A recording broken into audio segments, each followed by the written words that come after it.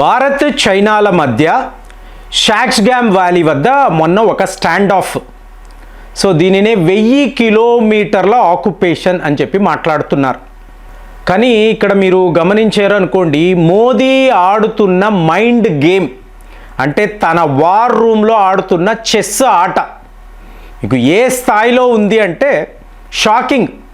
ఇప్పుడు మనము ఉంటున్న ఈ యుగము మీరు చూసారు అనుకోండి, ఒకవైపు వ్లాదిమిర్ పుతిన్, సో అలాంటి ఒక నాయకుడిని ఇన్నిన్ని దేశాలను సింగిల్ హ్యాండెడ్గా ఎదిరించడం సో చాలా గొప్ప విషయం.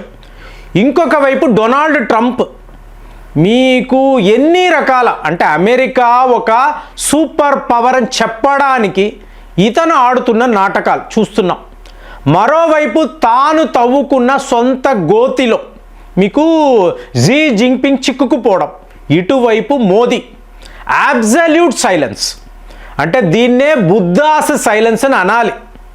మీకు నిశ్శబ్దంగా ఉంటూ తన గదిలో నుంచి ఏం చెయ్యాలో అది చేస్తున్నాడు.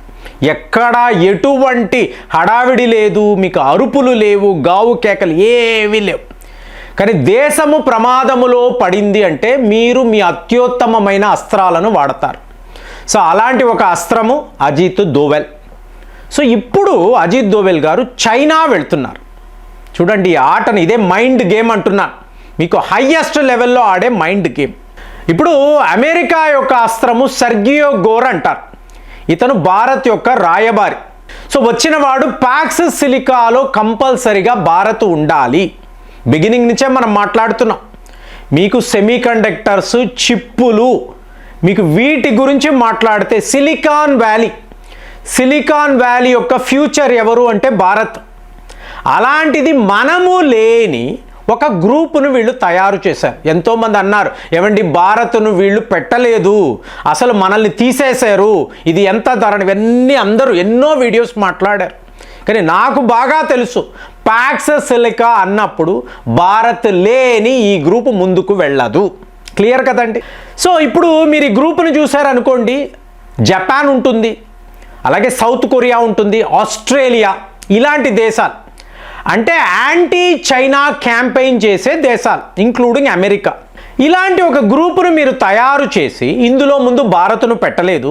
ఇవాళ సెర్గియో గోర్ ఏమంటున్నాడు, లేదు ఇండియా ఉండే తీరాలి, వాళ్ళు ఉంటే ఇంకా పటిష్టంగా ఉంటుంది, సరే భారత్ను తీసుకువద్దాం అంటే వాడు చెప్తే మనం వినాలా అంటే మీరు మీ మైండ్ గేమ్ ఆడుతున్నప్పుడు ముందు ఒప్పుకోవాలంటే ఎప్పుడు గుర్తుపెట్టుకో, ఎస్ వీఆర్ వెరీ హ్యాపీ, మీరు మమ్మల్ని ఇన్వైట్ చేశారు, ఈ గ్రూప్లో మమ్మల్ని పెట్టారు, చాలా ఆనందంగా ఉంది, వాడు చెప్పాడు మనం విన్నాం, అవునా, అలాగే అనిపిస్తుంది. సో ఇక్కడ మీరు చూడాలి మోదీ యొక్క గేమ్. ఇతను ఏం చేస్తున్నాడు, ఓకే పాక్స్ సిలికాలో మమ్మల్ని పెట్టారు కదా, మరి నేనేం చేస్తాను, అజిత్ దోవెల్ గారు ఒక్కసారి చైనా వెళ్ళండి. ఈ గ్రూప్ ఏంటండి, యాంటీ చైనా గ్రూప్. ఆ యాంటీ చైనా గ్రూపులో ఉండి మీ యొక్క అతి ముఖ్యమైన నాయకుడిని మీరు చైనా పంపిస్తున్నారు. సో అజిత్ దోవెల్ మీరు గమనించారనుకోండి, రష్యా వెళతారు, ఆయన పుతిన్ గారిని కలుస్తారు, తరువాత ఇవాళ చైనా వెళతారు, మళ్ళీ అక్కడ ఆయన ఏం చెయ్యాలో ఇవన్నీ తర్వాత ప్రపంచానికి తెలుస్తుందండి. ఇవాళ మీరు ఒక అజిత్ దోవెల్ లేదా జయశంకర్ వీళ్ళ ముందు నిలబడి మాట్లాడగలిగిన నాయకులు ఎవరెవరు ఉన్నారు మీరు లెక్కేసుకోండి, వీళ్ళ మీద మీరు లెక్క పెట్టవచ్చు. వీళ్ళ ముందు నిలబడి మాట్లాడడము అంత ఈజీ కాదు. ఇదేదో వీళ్ళు భారతీయులు మన నాయకులు అలా కాదండి. వీళ్లకు ఈ ప్రపంచం మీద ఉండే జియో పాలిటిక్స్ మీద ఉండే పట్టు, నాలెడ్జ్, అనుభవం వేరే ఎవరికి ఉండదు. ఒక్క వ్లాదిమిర్ పుతిన్ తప్ప వీళ్ళ ముందు కూర్చొని మాట్లాడగలిగిన వాళ్ళు ఇవాళ ప్రపంచంలో ఎలాంటి నాయకులు లేరు. అలాంటి అజిత్ దోవెల్ ఇవాళ చైనా వెళుతున్నారు. ఇందులో మీరు షాక్స్గామ్ వ్యాలీ గురించి అవ్వచ్చు, లేదా లడాఖ్కి సంబంధించి అవ్వచ్చు, లేదా ఇవాళ మనం మాట్లాడుతున్న ఇన్వెస్ట్మెంట్స్. నిన్న వీడియోలో మాట్లాడామండి, యూరోప్ యూనియన్ మనతో ఫ్రీ ట్రేడ్ అగ్రిమెంట్ చేసుకోవడం వలన 140 బిలియన్ అమెరికన్ డాలర్స్ మీకు ఇక్కడ వ్యాపారం, మన జీడిపి, మన రెవెన్యూస్. అదే ఇవాళ చైనాను తీసుకురండి, రియల్ ఎస్టేట్ వ్యాపారము, ఇన్ఫ్రాస్ట్రక్చరు, రోడ్స్, కార్లు, ఆటోమొబైల్ మొత్తము కలపండి. చైనా వాడి యొక్క ఇన్వెస్ట్మెంట్ వెల్లువ, ప్రవాహం మీకు ఒక వరద భారత్లోకి వస్తే మనకు అమెరికాతో పని ఉందా చెప్పండి?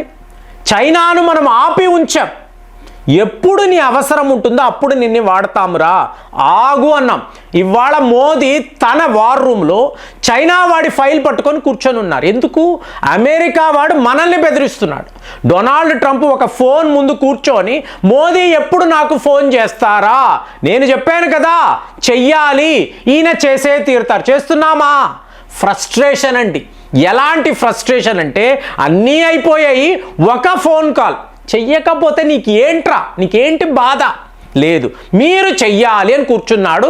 చెయ్యను అంటే మీకు హయ్యెస్ట్ ఈగో గేమ్ అండి. మీకు ఎన్ని ఆటలు చూడండి, నువ్వా నేనా అన్నప్పుడు మీకు ఏ లెవెల్లో ఈ ఛాలెంజెస్ ఉంటాయి, మీకు ఎత్తుకు పై ఎత్తు ఉంటుందో గమనించండి. మోదీ గారు ఇవాళ వరకు డొనాల్డ్ ట్రంప్కి కాల్ చేసి హలో ట్రంప్ ఎలా ఉన్నావు అడగలేదండి. సో నువ్వు ఒప్పందాలు చెయ్యవా? చెయ్యకు, చూద్దాం, చెయ్యకు. కానీ ఇప్పుడు ఏమైపోయింది, ఒక పానిక్ సిచ్యువేషన్ క్రియేట్ చేసేసాం. అజిత్ దోవెల్ గారు చైనా వెళుతున్నారన్న ఈ వార్త వినిన అమెరికా ఏం చేసిందండి, ఈ సెర్గియో గోర్తో పాటు ఒక టీంని పంపించింది. ఒక ట్రేడ్ టీం వచ్చి ఇవాళ మళ్ళీ నెగోసియేషన్స్. ఒరే నెగోసియేషన్స్ అయిపోయాయి రా, మా రైతులు, మా వ్యవసాయము, మా డైరీ ఫార్మర్స్ వీళ్ళ విషయంలోకి మీరు రాకపోతే డీల్ ఈజ్ ఫైనల్, పద సంతకాలు పెట్టుకుందాం. లేదు ఇందులో కూడా అంటే నథింగ్. GMO అనేది మా దేశంలో అక్కర్లేదు, మేము కోరుకోవడం లేదు, మాకు వద్దు. ఇలా అయితే నీతో వ్యాపారం, లేదా వద్దునే వద్దు, మాకెందుకు. ఇవాళ ప్రపంచం ఇప్పుడు మీరు ఎవరు గెలిచారండి? మోదీ గెలిచాడా, డొనాల్డ్ ట్రంప్ గెలిచాడా? మీరు చూడండి ఒకసారి. ఎన్ని దేశాలతో అంటే ట్రంప్ అంటే ఒక విలన్ అండి, తన పాపులారిటీ పెంచుకోవడానికి యుద్ధాలు. అమెరికా ప్రజలు ఓకే అనుకోవచ్చు, మేము సుపీరియర్ రేస్ అనే ఫీలింగ్ ఉంటుంది కదా, తక్కిన వాళ్ళందరూ ఏలియన్స్ కదా, కాబట్టి సుపీరియర్ రేస్లో ఇతను కూడా భాగము, మేము ఇతనికి సపోర్ట్గా ఉన్నాం వాళ్ళు అనుకోవచ్చు. ప్రపంచ స్థాయిలో చూడండి, ఏ ఒక దేశము కూడా, ఏ ఒక నాయకుడు కూడా డొనాల్డ్ ట్రంప్ మంచివాడు అని అంటారా? ఒక్కరు కూడా అనరు. సో అతను ఒక విలన్. అలాంటిది అతనితో మనకేంటండి? అదే ఇంకొక వైపు చూడండి, యావత్తు ప్రపంచం మోదీతోనే ఉంది. ఫ్రాన్స్ అనండి, మీకు యూరోప్ యూనియన్, UK, UAE, మీకు ఇలా రష్యా, ఎన్ని దేశాలు వీళ్ళందరూ మనతో కలుస్తున్నారు. అంటే ప్రపంచానికి ఎవరు అవసరం అంటే భారత్ అవసరం అని వాళ్ళు చెప్తున్నారు. ఇండియా కోసము మేము ఫ్రీ ట్రేడ్ అగ్రిమెంట్స్ వేసుకుంటాము. ఫైనల్గా చైనా వాడు కూడా మన బద్ధ శత్రువు, వాడు కూడా దారిలోకి వచ్చాడు కదా, ఒక పెద్ద ఫైల్ పంపించాడు కదా, ఇన్ని వేల కోట్లు మేము భారత్లో పెట్టుబడులు పెడతాము, దయచేసి పర్మిషన్ ఇవ్వండి. ఈ ఫైలే మోదీ గారి ముందు ఉంది. ఇందులో వీళ్ళు కీలకమైన నిర్ణయాలు తీసుకున్నారు. అజిత్ దోవెల్ గారి చేతిలో పెట్టి, అయ్యా మీరు వెళ్ళి మాట్లాడండి, మీకు అక్కడ సాక్స్గాంగ్ వ్యాలీకి సంబంధించిన నెగోసియేషన్స్ చెయ్యండి, అలాగే వ్యాపారానికి సంబంధించిన లావాదేవీలు అది చూడండి, చైనా వాడిని దారిలోకి తెచ్చుకోండి. ఇన్ని దేశాలు మన వైపు ఉన్నప్పుడు ఒక అమెరికా, ఒక డొనాల్డ్ ట్రంప్ వీడు బెదిరిస్తే మోదీ గారు వాడికి కాల్ చెయ్యాలా? ఎందుకు చెయ్యాలండి మీరు చెప్పండి? చెయ్యాల్సిన అవసరము ఏమిటి? అంటే నువ్వు పర్సనల్గా ఒక దేశమును ఆలోచించకుండా, దేశం యొక్క అభివృద్ధిని ఆలోచించకుండా, రేపు నా అమెరికా బాగుండాలి, దానికి భారత్తో ఫ్రీ ట్రేడ్ అగ్రిమెంట్ కావాలి, ఇది ఆలోచించకుండా నువ్వు ఏం చేస్తున్నావు? నీ పర్సనల్ ఈగోని పెట్టుకొని మమ్మల్ని బెదిరించాలని చూస్తే ఇక్కడ ఎవ్వరు భయపడరు. భయపడేవాళ్ళు ఎవ్వరు లేరు. ఇది ఒక ఇండిపెండెంట్ కంట్రీ అండి, ఇక్కడ మా దేశము కోసమే మేము ఆలోచిస్తాము. కాబట్టి మిస్టర్ డొనాల్డ్ ట్రంప్, నీకు మోదీ వైపు నుంచి ఎటువంటి కాల్స్ రావు, ఇంపాసిబుల్. ఎందుకు? కాల్ చేయొచ్చు, మనకి ఈగో లేదు. కాల్ చేస్తే నువ్వు అబద్ధాలు చెప్తావు, నువ్వు చాలా పచ్చి అబద్ధాలు చెప్తావు.